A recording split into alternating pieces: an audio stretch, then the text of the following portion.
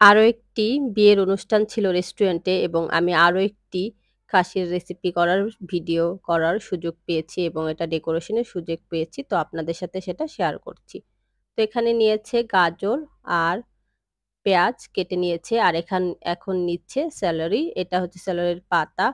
এটা পাতাটা নেয়নি, জাস্ট গোড়াটাই নিয়েছে। তো আমি আপনাদেরকে চেনানোর জন্য এটা ভালো করে দেখিয়ে দিলাম। আর এটা হচ্ছে ইয়েলো মাস্টার্ড পেস্ট, যেটা কিনতে পাওয়া যায়, কিনে নেয়। আর তার মধ্যে একটু ভিনেগার দিয়ে মানে ওইটা ভিতরটা ভালো করে ধুয়ে দিয়ে দিল এটার মধ্যে। আর এরপর এখন দিচ্ছে কালো গোলমরিচের গুঁড়ো এবং এরপরে দিয়ে দিবে রোজমেরি। এরপরে দিয়ে দিবে সস। এই সসটাকে খুব সহজভাবে এলপি সস বলে ডাকে। এলপি সস হিসেবে পরিচিত। এটা আমি আপনাদেরকে দেখিয়ে দিব এটার বোতলটা। আর এরপরে দেওয়া হবে ম্যাগি সস। এটা ইতালিয়ান স্টাইলে তৈরি, তাই এটার উপকরণগুলা এরকম। আর যেটা বাংলাদেশি স্টাইলে তৈরি সেটার আরেকটা ভিডিও আছে, ওইটা কমেন্ট বক্সে থাকবে। ওখান থেকে আপনারা ওই ভিডিওটা দেখে নিবেন যে বাংলাদেশে কিভাবে তৈরি করে বা বাবুর্চিরা কিভাবে রান্না করে। তো এটা টমেটো পিওর, তারপরে দিয়েছে লবণ এবং লেবুর রস। আর এটা দিয়েছে আদা রসুনের পেস্ট। আদা রসুন একসাথে ব্লেন্ড করে নিয়েছিল। আর এটা দারচিনির গুঁড়া এবং এখন দিয়ে দিচ্ছে অল্প করে টেস্টিং সল্ট।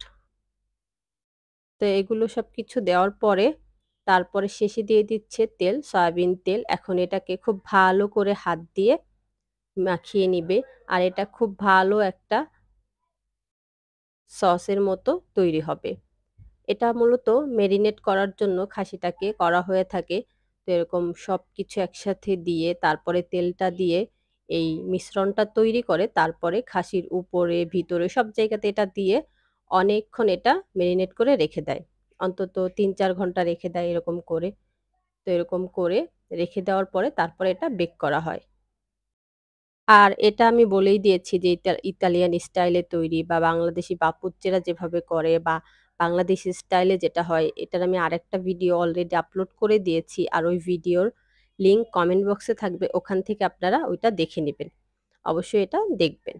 তো এই হচ্ছে আমাদের শেফ, যে কিনা এটা সবসময়ের জন্য তৈরি করে। এভাবে তৈরি করলে সে সবসময়ের জন্য করে। আর ডেকোরেশনটা সেই করে। সে খুব ভালো ডেকোরেশন করতে পারে এবং খুব ভালো কার্ভিং ও করতে পারে। খুব ভালো যে কার্ভিং গুলা হয়, ফ্রুটস কার্ভিং আমাদের রেস্টুরেন্টে সেই সবগুলোই সে করে। তো এটা হচ্ছে খাসি। তো আমি বলেইছি যে পুরো প্রসেসটা ওটাতে ওই ভিডিওতে দেখিয়েছি। তো এটাতে আর দেখিয়ে বড় করলাম না। আর আশা করছি আপনারা ওইটা এটা ২ টা দেখলে খুব ভালোভাবে বুঝতে পারবেন এবং নিজেরাই এটা তৈরি করতে পারবেন। তো এরকম করে এটার ভিতরে ১ম এ দিয়ে দিচ্ছে। যেহেতু ভিতরে ওইভাবে মসলা যাওয়ার কোনো সম্ভাবনা থাকে না, তাই এটা খুব ভালো করে ভিতরে দিচ্ছে। তারপরে এটার উপরে দিয়ে দিবে। আর এই মেরিনেটটা কিন্তু অনেক বেশি গুরুত্বপূর্ণ। আমরা যখন এই মাংস অথবা মাছ এগুলো কিছু রান্না করি, যদি সেটা মেরিনেট করে রাখি কোনো রেসিপিতে, সেটার স্বাদ কিন্তু অনেক বেশি হয়। তো এই মেরিনেট করার জন্যই এটা এভাবে করে রাখা।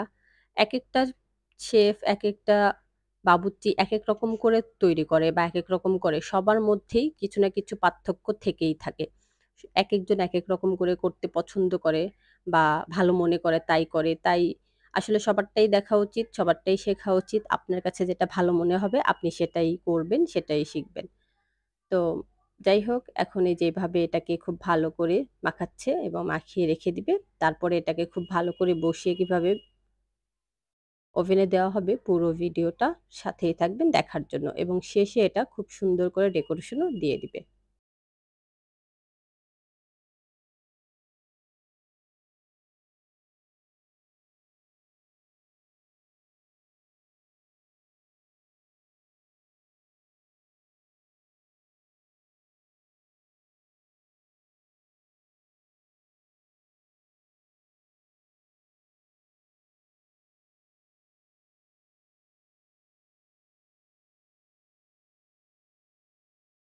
৪-৫ ঘন্টা রেখে মেরিনেট করার পরে তারপরে এটা এখন বসানোর চেষ্টা করা হচ্ছে। এটা খুবই ভালোভাবে বসাতে হবে। যদি এটা আঁকাবাঁকা হয় বসানোর সময় বা এরকম আঁকাবাঁকা ভাবেই থাকে, তাহলে এটা যেহেতু বেক করা হবে বড় ওভেনে, এটা বাঁকাই বের হবে, বাঁকাই থাকবে। তো তো এইজন্য এটাকে খুব সুন্দর করে বসাতে হবে যেন আঁকাবাঁকা না থাকে। আর এটার মধ্যে এরকম ব্যাম্বু স্টিক গুলো দিচ্ছে কারণ এটা যেন একদম শক্ত হয়ে এবং এটা সোজা হয়ে দাঁড়িয়ে থাকে। এটা যদি এই ব্যাম্বু স্টিক গুলো ভিতরে না দেয় তাহলে এটা এরকম আঁকাবাঁকা হয়ে থাকবে এবং এটা বেক করার পরেও এরকম আঁকাবাঁকাই থাকবে। তো এই ব্যাপারটা একটু সতর্ক থাকতে হবে। আর এখানে সাইডে যে প্লেটগুলা দিয়ে দিচ্ছে যেন এটা এপাশ ওপাশ পড়ে না যায়, সুন্দরভাবে এভাবে বসে থাকে। তো এটার দেখারও একটা সৌন্দর্য আছে বা এটা যখন ডেকোরেশন করা হবে তখন যে প্লেটে বসানো হবে ওইটার সৌন্দর্য এটা অনেক গুণে বেড়ে যাবে যদি এটা এরকম সুন্দরভাবে বসে থাকে। তো এরকম করে উপরে এটা দিয়ে দিবে মসলাগুলো, তাহলে এটা যখন বেক হবে উপরে মসলাগুলো ভিতরে চলে যাবে আর এটা সুন্দর একটা কালারও দিবে। তো এইজন্য উপরে খুব সুন্দর করে মসলাগুলো এভাবে দিয়ে দিবে। আর এটা সাইডে এখন ফয়েল পেপার মুচড়িয়ে ফয়েল পেপার দিয়ে ঢেকে দিবে। যদি এটা ফয়েল পেপার দিয়ে ঢেকে না দেওয়া হয় তাহলে এটা একদম বেক করার পরে কালো হয়ে যাবে। আর এটা যখন ফয়েল পেপার দিয়ে এভাবে মুচড়িয়ে দেওয়া হবে তখন এটা খুব ভালোভাবে সেদ্ধ হবে। এটায় যে হিটটা সরাসরি গিয়ে লাগবে না। এটা একদম কালো হয়ে যাবে না, সুন্দর একটা কালার আসবে। তো এইজন্যই এটা ফয়েল পেপার দিয়ে মুড়িয়ে দেওয়া হয় যেন খুব ভালোভাবে সেদ্ধ হয় এবং খুব সুন্দর একটা কালার আসে কিন্তু একেবারে কালোভাবে পুড়ে না যায়। তো এইজন্যই মূলত ফয়েল পেপার দেওয়া। তো দেখতেই পাচ্ছেন এটা ফয়েল পেপারটা কিভাবে এখন মুচড়িয়ে দিবে, মুচড়িয়ে দিচ্ছে। এরপরেই এটা একবারে দিয়ে দেওয়া হবে বেক করতে। আর এটা বেক করতে অনেক সময় লাগে, প্রায় ১-১.৫ ঘন্টা সময় লাগে। ১-১.৫ ঘন্টা পরে এটা বের করে নেওয়া হবে। আর ওভেনের হিট হবে ২০০, ১৮০ থেকে ২০০ এরকম হিট দিয়ে তারপর এটা ১-১.৫ ঘন্টা পর্যন্ত বেক করে নিয়ে নেওয়া হবে। আর এটা বেক করেই একেবারে নামিয়ে নেওয়া হবে না। এটা বেক করে দেখা হবে যে এটা হয়েছে কিনা। এরকম একটু চেক করে তারপরে মানে মোট ১-১.৫ ঘন্টা লাগবে। ১-১.৫ ঘন্টার ভিতরে এটা নামিয়ে নেওয়া হবে। তো এটা বেক করে নামিয়ে নিয়েছে। এই যে এখনো ধোঁয়া বের হচ্ছে। এটা অনেক সুন্দর কালার হয়েছে এবং ভালোভাবে সেদ্ধও হয়েছে। তো এখানে নিয়েছে পোলাও। পোলাও নিয়ে মাঝখানে এভাবে ফাঁকা করেছে। এই মাঝখানটাতে এটা বসিয়ে দিবে। আর এটার ঘাড়টা কেটে নিচ্ছে কারণ না হয় এটা অনেক বেশি ঘাড় উঁচু দেখায়, দেখতে সুন্দর দেখায় না। তার জন্য সুন্দরের জন্য এই ঘাড়টা একটু সুন্দর করে কেটে দিচ্ছে। কেটে এখন এটাকে খুব সুন্দর করে বসিয়ে দেওয়া হবে এবং বাকি যে গুলো আছে যেমন এখানে আরো অনেক কিছু দেওয়া হবে। এখানে মুরগি রোস্ট দেওয়া হবে, হোল্ড রোস্ট যেগুলো সেগুলো দেওয়া হবে এবং আরো অনেক যে সুন্দর, সুন্দর করে ফুল তৈরি করছে এবং ডিম নানা জিনিস এখানে দিয়ে দেওয়া হবে। তো আপনাদের কাছে যেগুলো থাকবে ওগুলোই দিয়ে দিবেন। আর এখানে শিক্ষণীয় বিষয় হচ্ছে এই মাথাটা বসিয়ে দেওয়া। এই ব্যাম্বু স্টিক গুলো ১ম এ মাথার মধ্যে ভরে তারপর এরকম সুন্দর করে বসিয়ে দিচ্ছে। এটা একটা খুবই শিক্ষণীয় বিষয়। আর এখানে আরো একটা শিক্ষণীয় বিষয় হচ্ছে চোখ তৈরি করা। তো এখানে চোখ তৈরি করা হবে। আপনারা যদি আলু সেদ্ধ করে ওইটাকে মানে ভর্তা যেটাকে বলা হয়, ভর্তা করে দিয়ে মাঝখানে কিছু একটা দিয়ে দিতে পারেন। মানে আলু সেদ্ধ করে দিয়ে তার মাঝখানে আপনি একটা কালো গোলমরিচ দিয়ে দিতে পারেন। ওইটাও চোখ মনে হবে বা যদি আপনি চান যে অন্য কিছু দিয়েও করতে, যেমন এখানে এখন দেওয়া হবে আলু সিদ্ধ এবং দেওয়া হবে ব্লাক অলিভ। তাহলে এটা একদম একটা প্রাণবন্ত চোখ লাগবে। তো আপনাদের এরকম কিছু দিয়ে দিবেন। আর এটার সবথেকে বড় সৌন্দর্য যেগুলো হচ্ছে এটা হচ্ছে লেটুস পাতা, তারপর টমেটোর যে ফুল এবং ডিম দিয়ে ফুল তৈরি করে, টমেটো দিয়ে ফুল তৈরি করে, শসা দিয়ে ফুল তৈরি করে। এইসব বিভিন্ন রকমের ফুল যে তৈরি করে দেওয়া হয় এইটার সৌন্দর্য অনেক বেশি এখানে বেড়ে যায়। আর লেটুস পাতার যে সবুজ কালার আসলে মূলত এখানে আপনি যেটা করবেন যে আপনি যখন কিছু সাজাবেন তখন চিন্তা করবেন যে বিভিন্ন কালার নিয়ে আসতে। যেমন ডিম সাদা হয়, তারপর টমেটো লাল এবং শসা সবুজ এবং গাজর দিয়েও ফুল তৈরি করা যায় এবং পাতা তৈরি করা যায়। এগুলোও দেওয়া হয়। তো ওগুলো তো বিভিন্ন রকমের কালার যখন এখানে আসবে দেখা যাবে কম্বিনেশন থাকবে সেটাই সৌন্দর্যটা বাড়িয়ে তুলবে। আপনি যদি একরকমেরই সবকিছু দেন সেটা কিন্তু সৌন্দর্যটা বাড়াবে না বা সুন্দর লাগবে না।